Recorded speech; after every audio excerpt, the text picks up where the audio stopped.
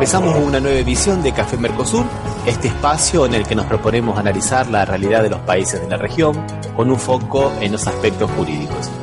Hacemos este programa desde Rosario, Argentina, quien les habla, Osvaldo Di Princio y Daniela Burlini, y de San Pablo, Brasil, Ramiro Cayano Blanco. Este programa se transmite por RCA, radio oficial de Resistiendo con Aguante, y también por la radio Las Voces del Muro.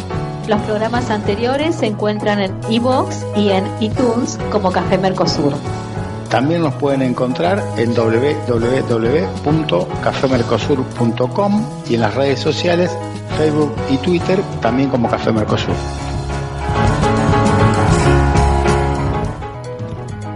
Bueno, llegamos así al programa número 107, el que les habla Ramiro, y desde Rosario, Daniela y Osvaldo. ¿Cómo les va, gente? ¿Cómo están? Hola chicos, ¿cómo estás? ¿Qué tal, Daniela? ¿Cómo andás? Hola chicos, hola Ramiro, hola Osvaldo. Bueno, aquí estamos entonces en el programa número 107. Bueno, a la espera de lo que va a ocurrir aquí en Brasil, en el balotaje, una semana bastante agitada, un poco marcada por hechos de violencia de los que apoyan a Bolsonaro, ¿no? Llamados bolsonaristas, con relación a varios colectivos, ¿no? A los colectivos principalmente LGTB, a las mujeres, muchas mujeres agredidas, y como habíamos dicho en el programa anterior, un caso luctuoso, ¿no? La muerte de un artista en Bahía, que después vamos a analizarlo. Ahora nos vamos a quedar entonces con uno de esos ataques, y que es una noticia bastante triste, muy relacionada con otra noticia de Argentina, por eso podemos hablar tal vez de coincidencias.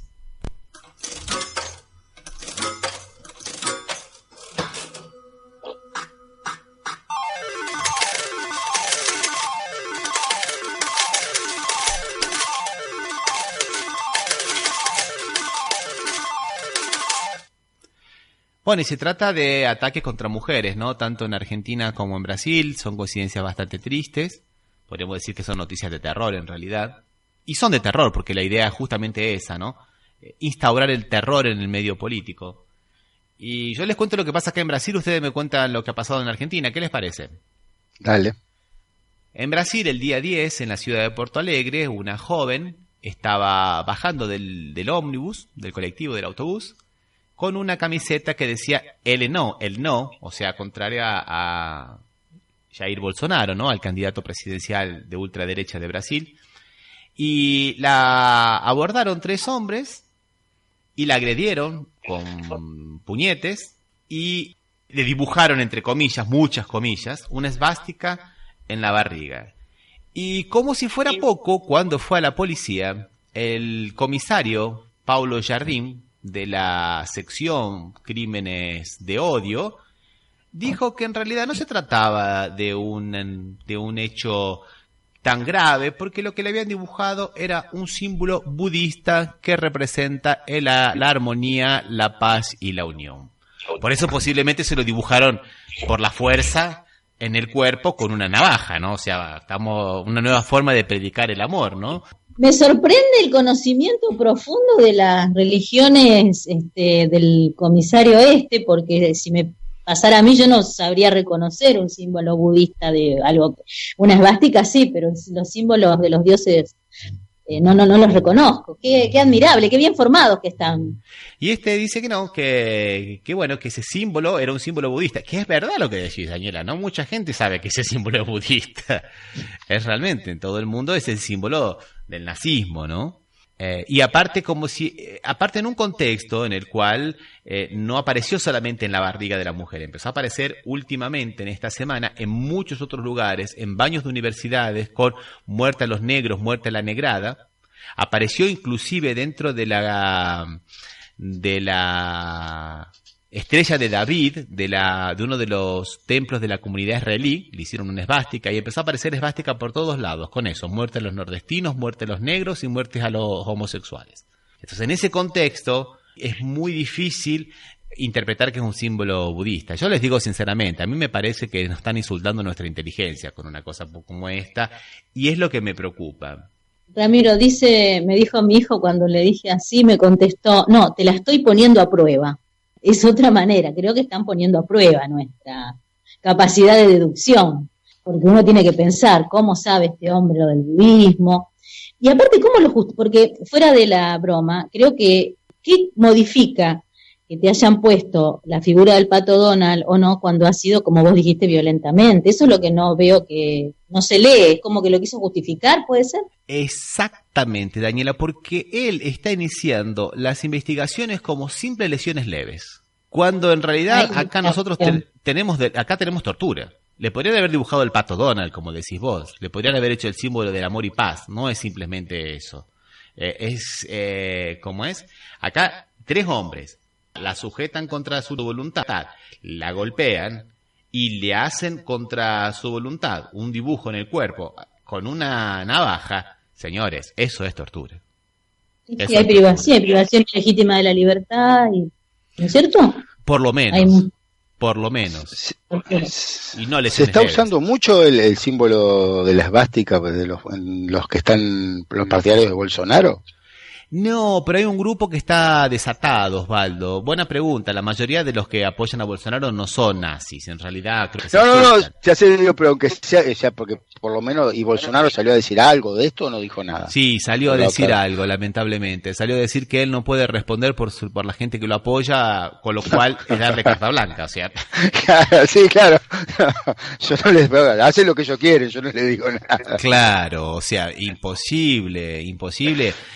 Porque en el fondo mucha de la gente que lo vota, no todos, claro, por favor, no todos, pero un gran sector de la gente que lo vota confía en esta mano dura y confía nuevamente en hacer ellos mismos el uso de la fuerza para corregir los males sociales. Entonces andan amenazando a todos los homosexuales. Ustedes cuando llegue Bolsonaro van a ver. Están agrediendo a homosexuales. Agredieron mal a una empleada en el norte, la quebraron un hueso y tuvo puntos. A un estudiante de la Universidad de Paraná, también en Curitiba, también le pasó lo mismo. No, está habiendo hechos de violencia bastante graves y preocupantes. Pero lamentablemente no es un patrimonio de Brasil, ¿no? Me parece que en Argentina ha pasado algo parecido, ¿no? Una docente en Moreno, que bueno, hay un conflicto de larga data entre los docentes de provincia, este año, ¿no? De provincia de Buenos Aires y la gobernadora Vidal, porque no pueden acordar cuál va a ser la escala salarial de este año. Entonces se van sucediendo las medidas de fuerza, pero en ninguna escuela dejan de dar el plato de comida o dar la comida para los alumnos. Y esto parece que, bueno, que ofendería a algunos, y una docente en Moreno fue secuestrada por no se sabe quién, porque la investigación no avanzó en lo más mínimo, siendo que fue el 12 de septiembre del 18, y la torturan y la amenazan de muerte por hacer ollas en vez de dar clases, y también con un punzón le escribieron en el cuerpo: deja de hacer ollas. Y le dijeron varias veces mientras veían: volvió a dar clases y deja de cocinar. Casi se podría hacer un paralelo con lo que pasó en Brasil, a diferencia que acá no hay ninguna identificación política, pero sí la agresión a una mujer y pérdida de la libertad y todo lo demás. No, realmente dos hechos que son terribles. Y lo peor, que lo de Brasil fue hace muy poco tiempo, fue hace unos días, 2 o 3 días, pero en Moreno pasó hace ya más de un mes y todavía no hay nada, no hay ningún detenido, nada. Cuando para cualquier cosa, cuando la cuestión es de distinta manera, Patricia Bullrich sale a decir que está mal. Acá no se le escuchó decir nada, que es la que tendría que velar por la seguridad de todos los argentinos. Sí, y a juzgar por la voluntad de la policía de Porto Alegre, me parece que acá tampoco va a avanzar mucho, ¿no? Lamentablemente es así, son cosas que se normalizan y se naturaliza esa normalización. Es triste porque, por ejemplo, cuando escuché esa noticia la escuché por la ACBN. La ACBN es una radio que pertenece al grupo Globo y al conglomerado mediático Globo, multimedios, ¿no? Y ellos, primero que le daban crédito absoluto a las palabras del comisario. O sea, me pareció fantástico eso, una falta de criterio periodístico supina. Y segundo, que ahí, digamos, generalizaron la culpa. ellos dijeron, bueno, y Bolsonaro también recibió una cuchillada en el estómago. Los políticos de todos los partidos tendrían que hacer un compromiso contra la violencia. Bueno, gente, Bolsonaro recibió una cuchillada y hasta donde se sabe, y a pesar de todos los esfuerzos de la Policía Federal y de todas las presiones de Jair Bolsonaro para que la Policía Federal lleve la investigación para el lado de incriminar al Partido de los Trabajadores o algún partido aliado, lo único que se descubrió hasta ahora es que era un loco suelto. Fue violento, fue muy violento, pero fue gratuita, no tuvo una connotación de un grupo contra otro. No fueron, digamos, militantes del Partido de los Trabajadores que atacaron a Bolsonaro. Fue un loco suelto que se creía en la visión mesiánica de salvar al país, nada más. Lamentablemente fue duro, pero fue eso. No, la idea es esa, ¿no? Entonces, bueno, está bien, pero la culpa es de todos. No, señores, la culpa no es de todos. Hay más de 70 hechos de violencia de simpatizantes de Bolsonaro contra candidatos del Partido de los Trabajadores, contra otras personas de los colectivos que ellos denominan enemigos. Entonces me parece que no corresponde aquí, no cabe decir que la culpa es de todos, ¿no? Y otra cuestión que es igual en la Argentina que en Brasil, parecería, es cómo está actuando la prensa. En el caso de la docente de Moreno, la prensa en su momento le dio cierta difusión a la noticia, ¿no? No fue tampoco tan difundida, le dio cierta difusión. Y hace poco tiempo, hace la semana pasada, la vicedirectora del Colegio de Moreno fue imputada del delito de falso testimonio, lo cual podría ser que haya dicho falso testimonio, ¿no? Diciendo que recibió llamadas amenazantes y parece que las llamadas amenazantes no existieron. Pero lo extraño es cómo titularon la mayoría de los diarios y los medios y la televisión. Hablaban, por ejemplo, hay uno, leo, docente torturada en Moreno, : imputaron a la vicedirectora por falso testimonio. Maestra torturada en Moreno, : imputan a la vicedirectora por falso testimonio. O sea, siempre dando a entender que parecería que la que fue torturada está imputada por falso testimonio y mintió. Claro, sí, más o menos como trabajan acá. Sí, ya llegan a casi, y en cierta medida los títulos son casi, falsean la verdad. Bueno, les propongo que escuchemos una canción y después continuamos. ¿Qué les parece?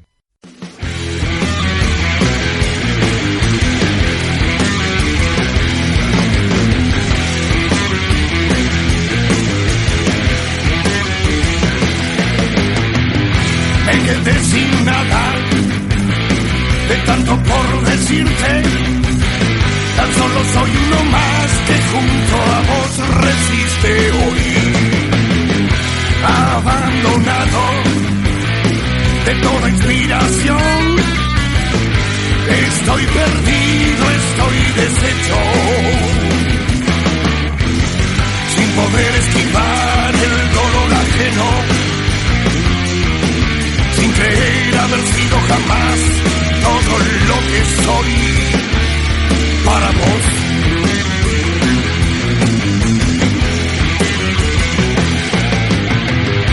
Solo es un mal día, repite mi amor. Yo despunto el vicio buscando la intuición. Todo es vacío de júbilos espumantes. Todo es violencia, todo apunta al desmadre. Si no hay amor, mejor bájate. Si no hay amor, nunca habrá sueños. Si no hay amor, se muere antes. Si no hay amor, se pierde siempre. Debes saberlo. Si no hay amor, se pierde siempre. Si no hay amor, no hay razón.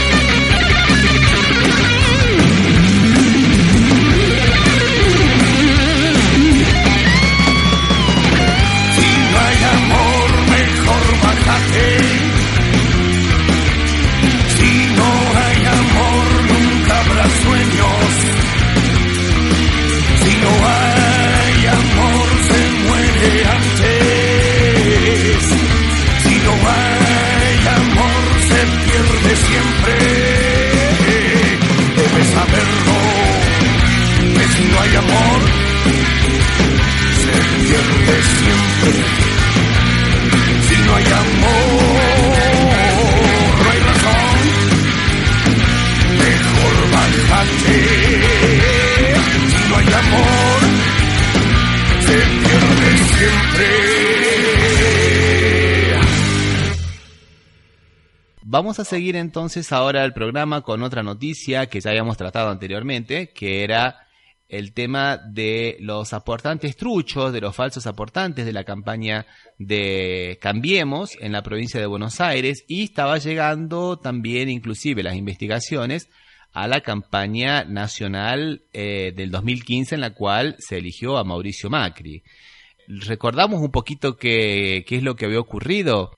Una investigación de un periodista, Juan Ignacio Morín, de un medio, digamos, alternativo, el Destape Web, hizo un trabajo de hormiga y fue descubriendo que muchos de los aportantes a la campaña de Cambiemos en realidad eran personas físicas pobres, muy pobres, que recibían planes sociales de asistencia justamente por esa situación de pobreza y vulnerabilidad, y que también aparecían muchas de ellas afiliadas al PRO, al principal partido de la coalición Cambiemos, sin que ellos nunca hayan firmado una ficha de afiliación. Acá por lo menos encontramos, me parece, haber 3 delitos, ¿no les parece? Primero, falsedad ideológica en documento público, porque dicen cosas que no son reales. Después, la apropiación de la identidad, en el caso de la ficha de afiliación truchas, porque gente que no se afilió la ponen como que sí se afilió, le usurpan la identidad. Y segundo, si esta gente no aportó ese dinero que el partido dice que aportó, ¿de dónde sale ese dinero? ¿Quién aportó ese dinero? O sea, también hay que investigar si no hay lavado de dinero. No sé, ¿qué les parece a ustedes? Creo que ha tocado un tema muy sensible a todos los partidos, Rami, no solamente al partido del presidente o el partido oficialista. Me parece que levantó la alfombra y ahí adentro entran a rodar unos cuantos. ¿Puede ser? Sí, no, lo que pasa es que una de las cosas que se decía era de la diferencia de la campaña de Scioli con la campaña de Macri. Recordemos que Scioli era el candidato de Cristina Kirchner para sucederla, era que Scioli tenía el 91% de los aportes bancarizados, o sea que habían pasado por bancos, como manda la ley. Y en el caso de Cambiemos era exactamente al contrario. El 91% era en negro, digamos, o en dinero vivo, pero no en negro, pero sí en dinero en efectivo, digamos, y no había pasado por un sistema bancario. Y si nosotros lo relacionamos a esto con los sobres con dinero que se le encontraron en la casa a la vicepresidenta Michetti, la cosa no está muy clara. Pero es verdad lo que decís vos, Daniela. No es patrimonio de Cambiemos el hecho de que haya aportes no muy cristalinos, digamos, en las campañas electorales. Eso también es verdad. En todas. ¿Este problema lo tienen los partidos chiquitos?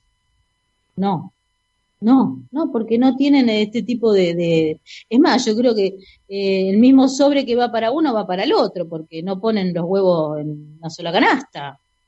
Es así. Quien invierte en una elección es porque tiene un interés concreto, no es por altruismo. ¿Me equivoco? No, creo que no te equivocás. Por ahí una de las diferencias que ha ocurrido en esta campaña del 2017, principalmente, que era la que estaba investigando Juan Ignacio Amorín, este joven periodista que salió al estrellato, digamos, con esta investigación muy buena de la noche a la mañana, es que acá en este caso el Estado se valió de la base de datos del ANSES para que esta gente que recibe dinero del ANSES, la ANSES, digamos, para los que no viven en Argentina, es la caja que paga las pensiones, jubilaciones, paga las pensiones y las jubilaciones, ¿no? Y también paga las pensiones a estas personas, las pensiones graciales, digamos, por llamarlo de alguna manera, a estas personas menos favorecidas. Y se utilizó esa base de datos para poder armar toda esta arquitectura de aportes que en realidad eran falsos. O sea, acá también estamos usando la propia base de datos del Estado, ¿no? Entonces me parece que por eso que también toma un poco de envergadura esta denuncia, y además por el hecho de que ellos se vendían como los que iban a regularizar esa situación y que iban a luchar contra la corrupción y que traían la moralidad a la política, ¿no? Entonces los morales no son tan morales, como se diría, el rey está desnudo, ¿no? Entonces un poco esa es la cuestión que llama la atención. No sé qué les parece a ustedes. Aparte me parece que también técnicamente es muy discutible la resolución, o sea, subsume 3 delitos en una falta al Código Electoral, o sea, cuando en realidad los delitos afectan bienes jurídicos protegidos de mucha más importancia a lo que puede adoptar la justicia electoral. Ahí te nos estás adelantando, Osvaldo, porque en realidad eso es lo que nos faltó decir, que esos 3 delitos que estaban siendo investigados por el juez Casanelo, ahora, por decisión de la justicia muy amiga del gobierno, pasan a la justicia electoral y se van a convertir en simple inobservancias electorales que como mucho dan como resultado una pena de una multa, ¿no? Entonces, y no delitos. Pero, ¿algún fiscal no puede intervenir? Planteando... Sí, ya intervino Stornelli. Bueno, hablando de algún fiscal. El mismo fiscal. Claro, entonces sabemos muy bien que Stornelli... El jefe de seguridad de Boca, mientras Mau era presidente de Boca, ¿no? Claro, entonces muy amigo de Mauricio Macri. ¿Qué les parece si lo escuchamos al propio periodista que hizo una editorial en su programa Crónica Anunciada de la radio El Destape Web? Y después lo terminamos comentándolo. ¿Les parece? Dale. Sacarle al juez Casanelo, uno de los pocos jueces independientes de verdad que quedan en Comodoro Pi, la causa de los aportantes truchos que investigamos, que revelamos en El Destape, y que tanto incomodaba a Cambiemos. Se la sacó Martín Irursun, el camarista que comía con Rodríguez Simón, el operador judicial del PRO, ¿te acordás? Hace unos días. Y se la sacó después de que el fiscal Stornelli, ese que se pasea por los canales de televisión contando que no pone en las actas lo que los arrepentidos le dicen durante las indagatorias, luego de que ese mismo fiscal le pidiera mandarla al fuero electoral. Hay que destacar que antes Stornelli, el mismo Stornelli, había decidido abrir esa misma investigación por lavado de dinero e incluso había pedido imputar a los funcionarios de Cambiemos por los miles de aportantes truchos con los que lavaron decenas de millones de pesos. ¿Qué fue lo que hizo cambiar de parecer entonces a Stornelli? ¿Por qué en agosto entendía que había un delito penal, que era materia investigable? ¿Por qué no lo mandó al fuero electoral en ese entonces? ¿Por qué decidió imputar a los funcionarios de Cambiemos? Porque Stornelli se maneja según los medios de comunicación. Porque apenas después de los aportantes truchos, saltaron casualmente las fotocopias de los cuadernos y se llevaron la atención mediática. Entonces el fiscal tuvo ahí sí lugar y tiempo para echarse para atrás en su propia decisión, para apartarse de la causa y para sacársela a Casanelo y pedirla al fuero electoral. Aun cuando en la causa, y escuchen bien porque acá estoy diciendo la causa, lo que figura en el expediente de aportantes truchos, Casanelo contaba con pericias hechas por la Corte Suprema que indicaban que se habían falsificado las firmas de cientos de personas para afiliarlas al PRO en la provincia de Buenos Aires. Aun cuando Casanelo ya había probado que al menos 600 de esas personas eran beneficiarias de planes sociales, lo que nosotros habíamos mostrado, se estaba certificando en la justicia. Y aun cuando se empezaba a confirmar que para usar a esos beneficiarios de planes sociales se habían utilizado bases del Estado. Aun cuando las pericias habían indicado también que las condiciones socioeconómicas de la gente no eran compatibles con el dinero que aportaban al PRO. Aun cuando los habían hecho desfilar por todos los juzgados y todos los aportantes habían dicho que no habían puesto un peso para la campaña del gobierno. Hay que ser miserable en serio para hacer aportar a gente que no tiene un mango, que manda a sus hijos a comedores, que la está pasando mal, millones de pesos que todavía no sabemos de dónde vienen. Y hay que ser más miserable todavía para hacerte el distraído, para hacerte el desentendido, para operar a favor del gobierno y para mandarla al fuero electoral. A ver, a vos te puede caer bien o mal el gobierno, eso es materia opinable y no me interesa. Vos podés tener un pensamiento crítico de la justicia, podés tener un pensamiento de los exfuncionarios, de la preventiva sí, de la preventiva no, podés pensar que existe la persecución política en Argentina o no. Pero acá te pido por un minuto que te apartes de todo eso y pensar en hechos objetivos, no opinables, de las pruebas fundadas que te estoy contando. Miles de casos de gente de bajos recursos que vive en villas de emergencia y barrios humildes, que la están pasando realmente mal, que están jodidos, que mandan a sus hijos a comedores escolares porque no tienen un peso, que fueron anotados perversamente para financiar la campaña de Cambiemos, y a las que le falsificaron la firma para afiliarlas al PRO, y a las que encima le obtuvieron los datos a través de bases de AFIP y de ANSES. ¿Qué significa eso? En términos jurídicos, lavado de activos, incumplimientos de deberes de funcionario público, falsedad ideológica y usurpación de identidad. Todos ellos son delitos penales, no son delitos electorales. Pero para Irursun y para Stornelli, por arte de magia y de un día para el otro, resultan ser cuestiones menores. ¿Y sabés dónde va a terminar esa causa? En una multa. Por supuesto, en el medio tuvieron desfilando por sus juzgados a esas cientos de personas que el Estado maltrata todos los días con sus políticas, y que el PRO maltrató nuevamente forreándolas de la peor manera, al hacerles utilizar su identidad para lavar dinero sucio de la política.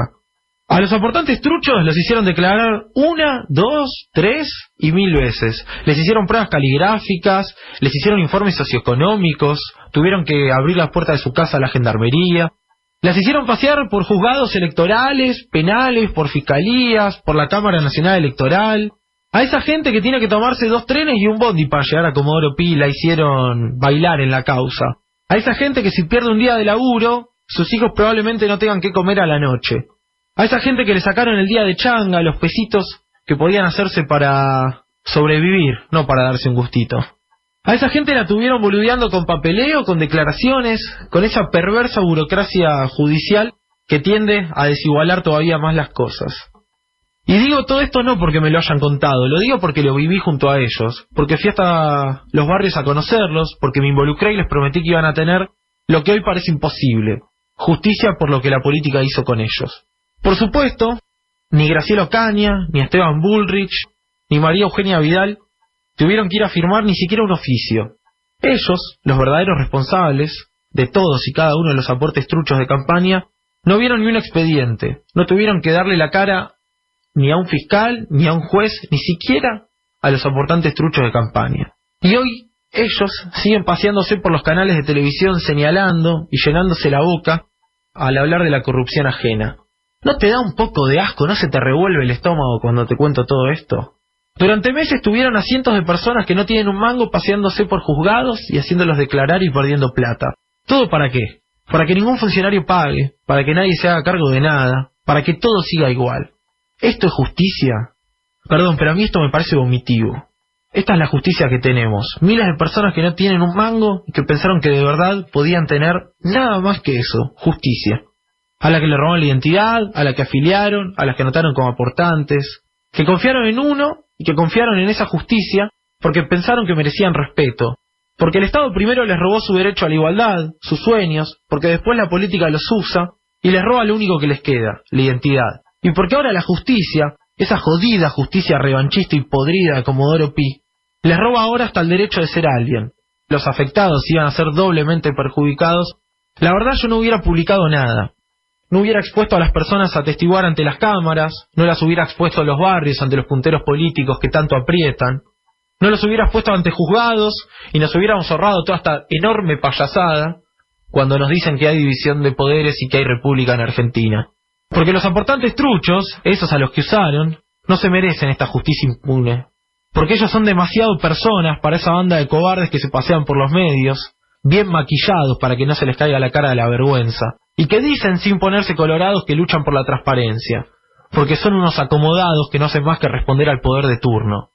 Y creo que todas esas personas de bien que nos están escuchando, y todas las personas de bien que queríamos justicia y que creemos que esto que tenemos es una gran mierda, creo que les debemos unas disculpas a ellos, a los aportantes truchos, porque ellos no se merecen lo podrido que está este país desde sus instituciones. De la misma forma que no se merecían que les afanaran la identidad, que les robaran sus derechos, que les falsificaran la firma para afiliarlos al partido político que los castiga todos los días. Después, mañana, pasado, prenderemos la tele y la radio, y ellos, los responsables, nos venderán que ahora tenemos justicia independiente, que todo cambió, que ahora los funcionarios van presos y la justicia investiga sin presiones. Eso sí, en un país con prisiones preventivas extorsivas, con fiscales que arman causas con periodistas en sus departamentos, que vamos a descubrir recién meses después, cuando les convenga a ellos, y con jueces que toman indagatorias durante horas hasta que los imputados digan las palabras mágicas. Mientras tanto, las causas que investigan al poder, al verdadero poder, vuelan, se evaporan, pasan de un juzgado a otro mágicamente, y los medios callan. En Argentina todo está muy podrido. La democracia está cada día más debilitada y la división de poderes ya es un chiste sin gracia. Y lo que más bronca da es que la cuenta la pagan los mismos una y otra vez. Porque volvieron a boludear a la gente de las villas a las que el PRO ya había boludeado. Como les decía antes, a mí jamás me movilizó ni me importó ninguna medalla periodística por cumplir con lo que es mi trabajo. No me importa, no me interesa. Renuncié desde el primer momento a ello. Tuve el gusto de conocer, gracias a esta investigación, a cientos de personas de los barrios más humildes del conurbano, a las que les voy a estar agradecido siempre y con las que voy a estar comprometido siempre, porque jamás voy a dejar en banda a esa gente. Y voy a seguir golpeando 1.000 puertas más, y voy a seguir gritando 1.000 verdades, porque yo no quiero para mi país esta justicia espantosa, esta justicia injusta, esta justicia mediocre, adicta al poder de turno. ¿Sabes qué? Hoy se cumplen 1000 días de la prisión de Milagro Sala. Hace 1000 días que Milagro Sala está presa. Y me parece que es un fiel reflejo de esta misma justicia y de esta Argentina tan podrida que tenemos. Porque la justicia es rápida para detener a los pobres, pero muy lenta para hacer justicia por ellos. Porque los poderosos en este país nunca pagan. Porque los pobres siempre pagan por lo que los poderosos rompen. Y eso, amigo, amiga, es político. Bueno, antes de comenzar a hablar sobre las palabras de este joven periodista, me gustaría, digamos, para los que nos escuchan en otros lugares que no sea Argentina, aclarar algunos verbos que son un poco diferentes, ¿no? Boludear, boludeando, que dice que la justicia boludeó a las personas. Es una especie de hacer perder el tiempo sin motivo, digamos. Es un poco una palabra del vocabulario popular de Argentina, pero tiene que ver un poco con esta idea de hacer perder el tiempo, de distraer, hacer perder el tiempo, ¿no? Le tomaron declaraciones en varias instancias para que después termine en la nada. Entonces, por eso es que él habla del boludeo, ¿no?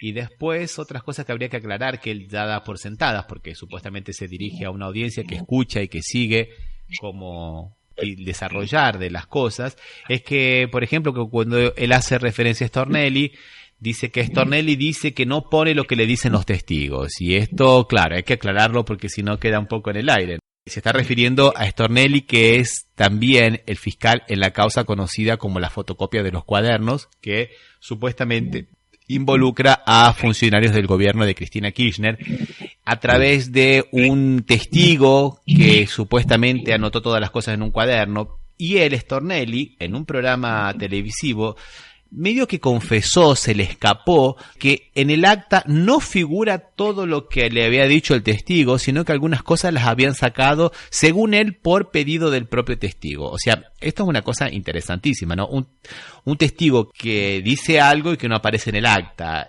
Es muy raro esto, por eso él se refería a eso, ¿no? Bueno, fue hecha esas pequeñas aclaraciones.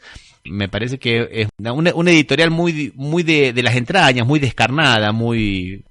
A mí me parece que lo que hace es una crítica descarnada al sistema de justicia que tenemos. En primera instancia, él se ve que es su primer acercamiento hacia cómo funciona el sistema judicial. Y entonces le genera el odio y la bronca que le genera a cualquiera que ejerce la profesión en sus primeras, digamos, experiencias nefastas con la justicia. No describe nada que no sea cotidiano a quien transita los pasillos de cualquier tribunal del país. Creo que si él tuvo la ilusión en algún momento de que esto iba a arribar a buen puerto, pecó de una ingenuidad muy grande, muy grande. Sí, lo importante fue la expansión, porque tuvo, digamos, repercusión. Estamos hablando de esto ahora, si no nos hubiéramos enterado nunca. Probablemente en el próximo gobierno, si cambia de partido, la justicia lo investigue, porque la justicia en este país investiga al gobierno anterior, no al gobierno que está vigente. Y se da en todos los procesos, en todos los sucesivos gobiernos. La justicia no enfrenta al Poder Ejecutivo. El Poder Judicial no enfrenta al Ejecutivo de turno. Y es más, ¿pero por qué? Porque hay una razón lógica. La cabeza del Poder Judicial está puesta por el Poder Ejecutivo. Si nosotros no hacemos esa gran crítica que tiene que ser de raíz al sistema de división de poderes en este país, seguimos hablando, estamos hablando sobre, digamos, sobre una arena movediza, pero donde la base está mal. Rosenkrantz fue puesto a dedo por el Poder Ejecutivo, por el presidente Macri. Toda la línea de la Corte Nacional responde parte al Poder Ejecutivo anterior, parte a este Poder Ejecutivo. Entonces, ¿podemos hablar de una independencia? Nunca se puede hablar de una independencia. Nunca podemos hablar de una independencia del Poder Judicial cuando los jueces llegan con acuerdo del Senado, cuando hay toda una rosca política. Y la rosca después, ¿dónde se ve? En las sentencias que dictan, donde los fiscales investigan, pero porque los manda un superior. O sea, la justicia es, de alguna manera, en este momento, componedora, le pone fin a los conflictos sociales, pero nunca va a morder la mano del que le da de comer. Tienen los privilegios de clase que tienen, son una casta. Realmente el periodista peca de ingenuo para mí, peca de ingenuo. Si pensó que iba a lograr algo, es mi visión, muy pesimista, pero creo que es muy realista también. Osvaldo, te vamos a escuchar a vos ahora.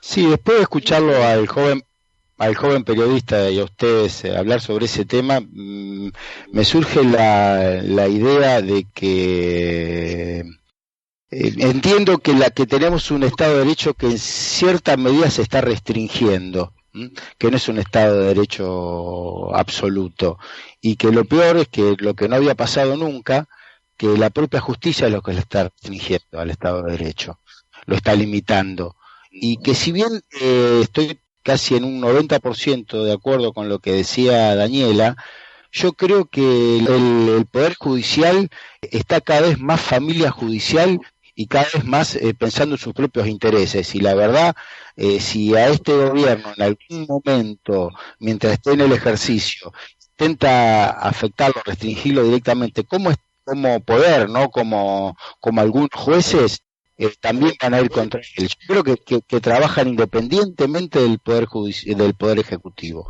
Creo que ellos mismos ya están tomando sus propias decisiones. La pelea que hubo en la Corte creo que es un claro ejemplo, una pelea en la Corte entre el presidente Rosenkrantz, el presidente electo, el presidente anterior, Lorenzetti, sobre el Centro de Información Judicial. Creo que es una manifestación de que ellos están trabajando de manera independiente y que hay una lucha de poder en el propio Poder Judicial, pero siempre pensando solamente en la familia judicial y que le puede pasar a cualquiera, lo cual es muy grave que creo que se restrinja el Estado de Derecho por la propia justicia. Siempre nos habíamos acostumbrado que el Estado de Derecho lo restringía el Poder Ejecutivo, los militares, etcétera, pero nunca ha pasado que fue el Poder Judicial. Y yo no puedo dejar de asociar eso a lo que ocurre en Brasil, Osvaldo, porque me parece que hay un deterioro bastante grande de la división de poderes y del Estado de Derecho, a tal punto que se está hablando, un tema que podemos tratar en algún otro programa, de una democracia semiplena, donde, por ejemplo, ahora estamos en un pleito electoral donde la principal figura política, el ex presidente Luis Ignacio Lula da Silva, no participa porque está preso, no por un delito no probado, por un hecho que no se sabe cuál es, porque no fue determinado. Y la participación constante, ¿no? Y bueno, y lo que comentábamos antes, ¿no? Un comisario, porque no es solamente un juez en el caso de la Operación Lavallato, es varias instancias inferiores inclusive, porque esta es parece un virus que se va diseminando por las diferentes instancias de la justicia, ¿no? Como el comisario, por ejemplo, que se niega a analizar un hecho de violencia, como comentamos, de violencia contra una mujer, diciendo que son lesiones leves y que la esvástica no es un símbolo nazi y sí un símbolo del hinduismo, ¿no? O sea, como diría el joven periodista Juan Amorín, nos están boludeando, ¿no?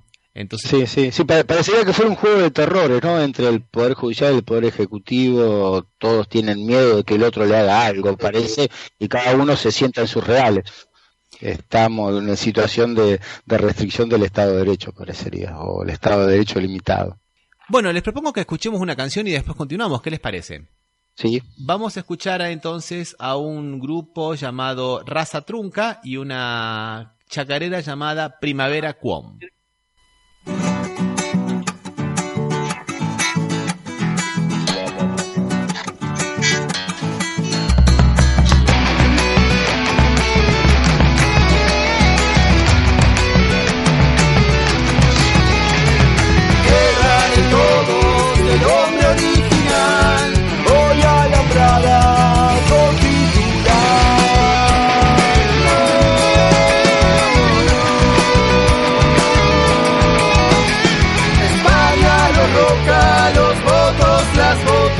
También los Pineri y los Sea.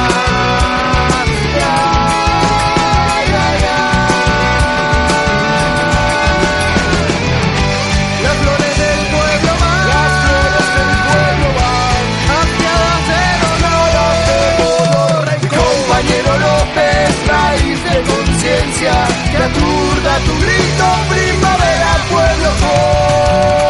El objetivo de la lucha es la devolución de las tierras. Lo estamos mendigando al Estado para que nos regale algo que le corresponde. La tierra es de la comunidad indígena, por lo tanto, pedíamos que nos devolvieran, porque es nuestro. Vuelan los montes, ríos para soquear, soporta la pacha, tierra ancestral, ancestral. Rechazo y coraje, año 2010, contra el plomo de los azules.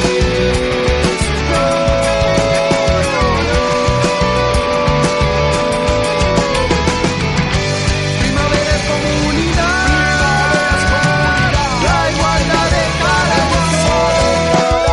Compañero López, raíz de conciencia, que aturda tu grito, primavera, pueblo con. Primavera, pueblo con. Primavera, pueblo con. Primavera, pueblo con. Primavera, pueblo con. Primavera,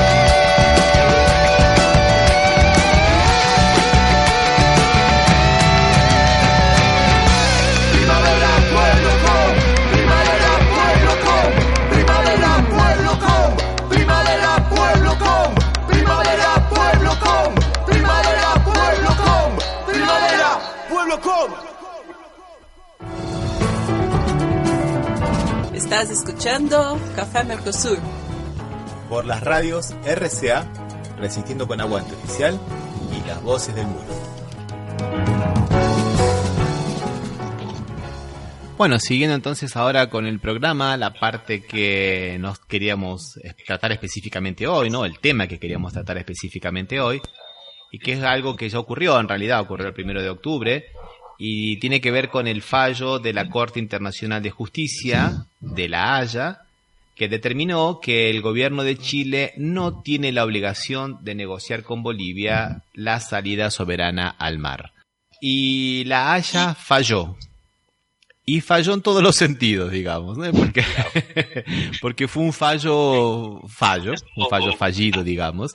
Lo que estaba pidiendo Bolivia no era simplemente que le den la salida al mar, era negociar una salida al mar. Y bueno, la Corte dijo que no, que Chile no tiene obligación de negociar, pero que ese fallo no debía interpretarse como algo que impida buscar una forma de entablar un diálogo sobre ese asunto entre ambas naciones.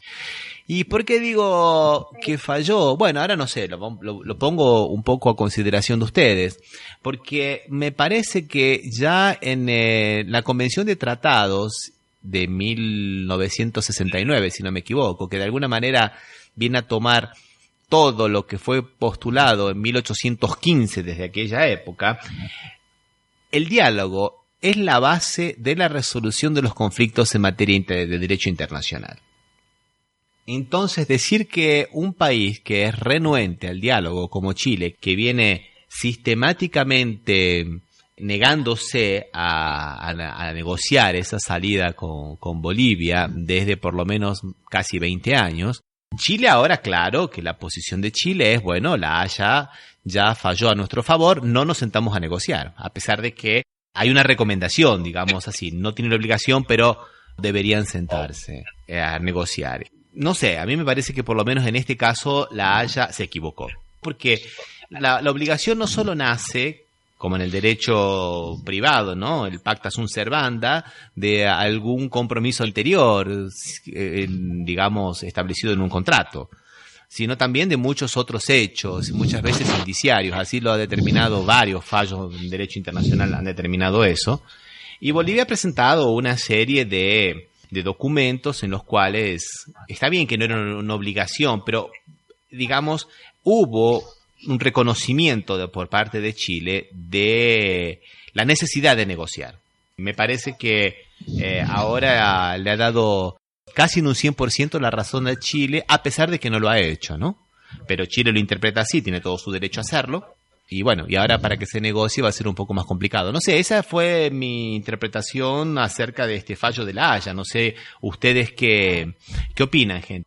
A mí me parece también que legitima que la guerra da derechos, porque la pérdida de la salida al mar de Bolivia corresponde a la guerra del Pacífico del fin del siglo XIX, que la que devino en que perdiera su salida al mar, y el acuerdo que tuvo que firmar en su momento Bolivia y Perú era fruto de haber sido derrotado en un conflicto bélico, donde Argentina lamentablemente tuvo una participación, que su participación fue no respetar los acuerdos que tenía con Bolivia y Perú sobre en caso que hubiese un enfrentamiento Chile. Argentina los iba a ayudar y Argentina desapareció, o sea, tuvimos cierta responsabilidad sobre el resultado, pero creo que lo peor de todo es que la Corte, que tendría que ser una Corte que tendría que poner el derecho por encima de las situaciones de fuerza, favorece que el que se impone en una guerra decide, quita el territorio, el otro firma un acuerdo presionado y por la derrota militar, y le da, si bien no dice, como vos bien decís, Ramiro, no dice expresamente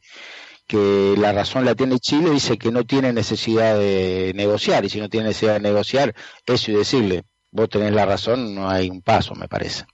A los efectos prácticos funciona así, Osvaldo, y así lo ha interpretado Chile, y así la Cancillería ha salido a conmemorar este fallo histórico. La primera defensa se dio en el 2013, cuando Chile propone algunas medidas procesales para que la Corte no admita la causa de Bolivia, ¿no? Chile plantea que el Tratado de Paz firmado entre Bolivia y Chile en 1904, que es uno de los principales argumentos de Bolivia, es anterior a la creación de la propia Corte e inclusive anterior a la creación de la Sociedad de las Naciones, ¿no? Que era el antecedente de las Naciones Unidas. Fue una chicana, digamos, procesal, ¿no? O sea, le planteó la incompetencia, ¿no? Y la Corte dijo que no, que era competente. Entonces eso de alguna manera le dio muchas esperanzas al gobierno de Bolivia de obtener un fallo favorable, que es simplemente eso, es la obligación de sentarse a negociar. Es lo mismo que nosotros le venimos exigiendo a Inglaterra a partir de la resolución de las Naciones Unidas, cuando incluyen a las Malvinas como territorio colonial, y que Inglaterra sistemáticamente se viene negociando a sentarse a discutir el tema. O sea, no es que estamos hablando de soberanía de Bolivia en un territorio chileno, no, simplemente negociar, porque inclusive hay muchos problemas en esta salida al mar.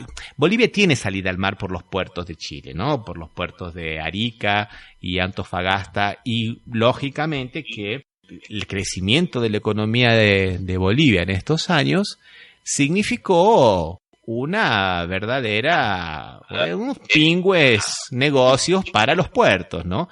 Pero los chilenos vienen tomando algunas represalias con relación a los bolivianos. Ellos no tienen relaciones diplomáticas desde 1978, ambos países, y le demoran los trenes, a veces le hacen perder las cargas, le exigen cosas burocráticas que no corresponden. Entonces, hay un poco que sentarse y ver qué pasa en todo esto, inclusive porque principalmente el puerto de Arica vive gracias a las exportaciones de Bolivia, ¿no? Hubiera sido muy bueno que la Corte hubiera decidido que se sienten a negociar, ¿no? Más allá de lo que después resuelvan, ¿no? Porque en eso las naciones son soberanas y pueden decidir lo que mejor les convenga, ¿no?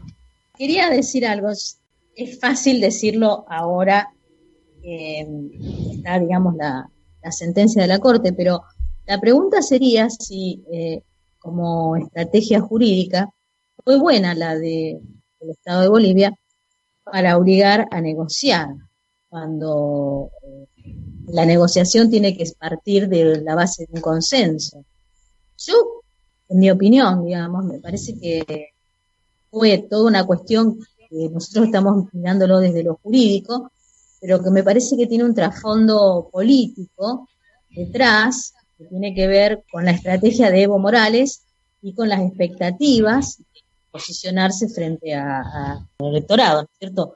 Porque creo que cualquier estudiante recién iniciado en el derecho sabe que para negociar las partes tienen que estar de acuerdo y con voluntad.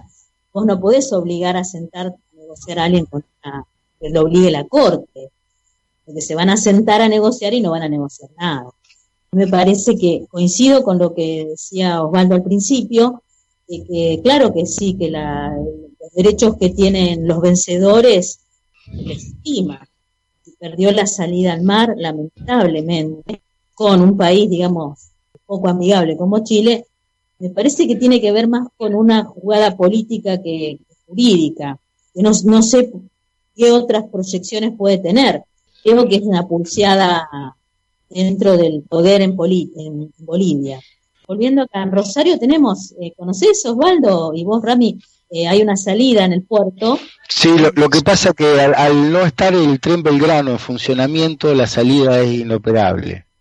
Porque venía el tren Belgrano, el que venía desde Bolivia, y al estado en el norte, sobre todo, destruía las vías.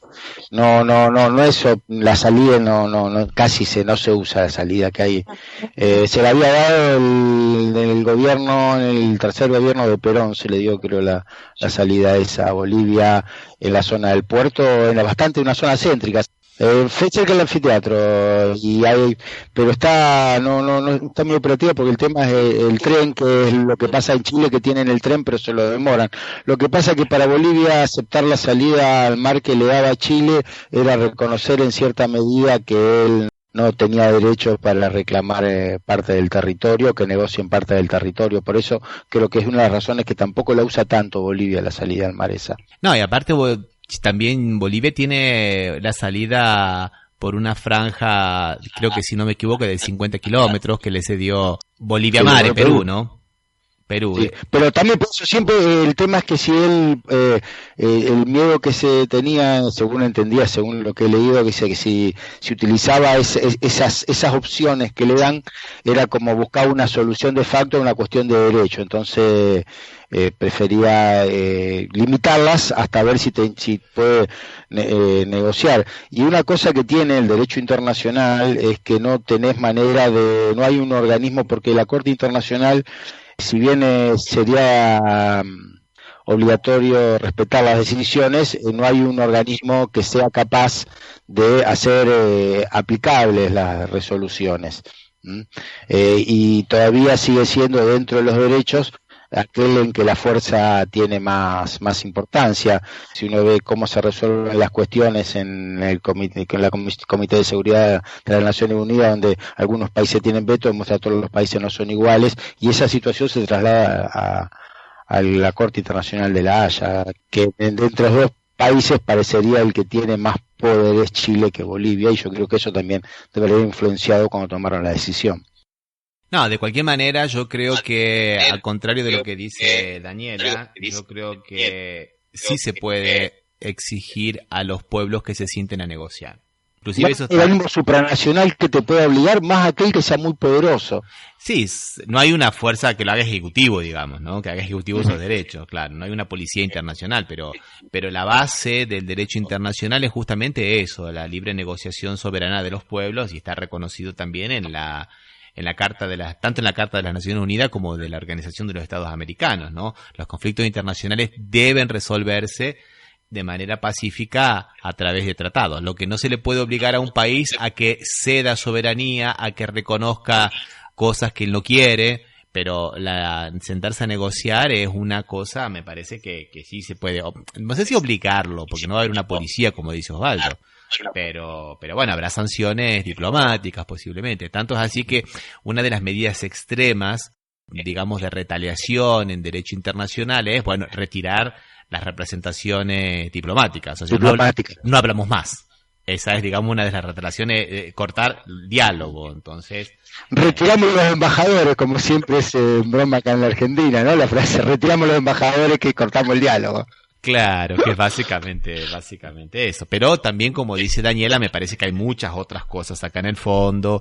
Hay muchas empresas que están ahora, digamos, pendientes de toda una riqueza que hay en la región a través del litio, de los autos eléctricos, de las baterías, zonas que hace 60 años que no tenían producción comercial, sobre el salitre, que en la parte de Chile está bastante explotado y súper explotado.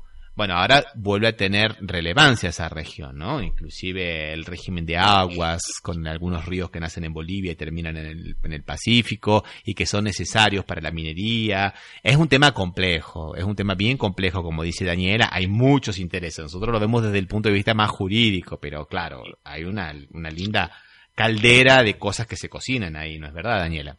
Sí, y Evo no es ningún tonto, no hacer algo sin saber las consecuencias, ¿no? Me parece que ha sido, digamos, un juego de ajedrez para que duró 5 años, ¿no es cierto? Porque se inició en el 2013 y estamos en el 2018 y es muy importante para cualquier país tener la salida al mar.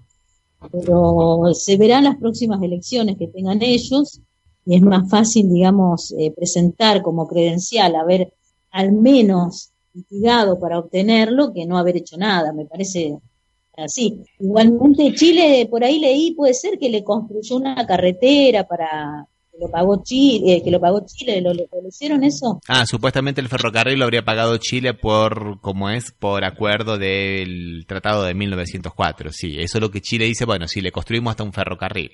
Pero también los bolivianos se quejan de algunas otras cosas que no funcionan, que les paran los trenes y todo ese tipo de cosas. Pero es verdad lo que decís vos, tanto Chile como Bolivia, principalmente Bolivia, pero Chile también, han hecho una cuestión nacional y una cuestión de Estado. Tanto es así que a esa sesión de la Corte Internacional de Justicia fue Evo Morales con otros 2 expresidentes opositores a él, como diciendo, no es una cuestión de mi partido político, es una cuestión de mi Estado.